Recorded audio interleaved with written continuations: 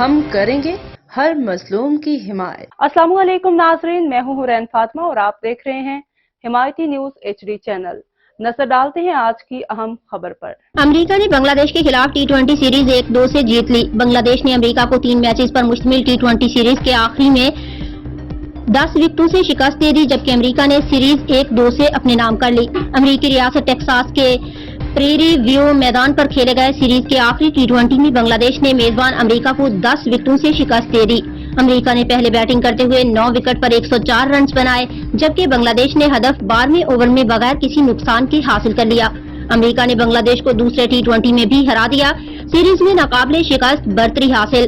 واضح رہے کہ امریکہ نے بنگلہ دیش کو پہلے T20 میں 5 وکٹوں سے شکست دی تھی، جبکہ دوسرے میچ میں مہمان ٹیم کو 6 رن سے ہرایا تھا۔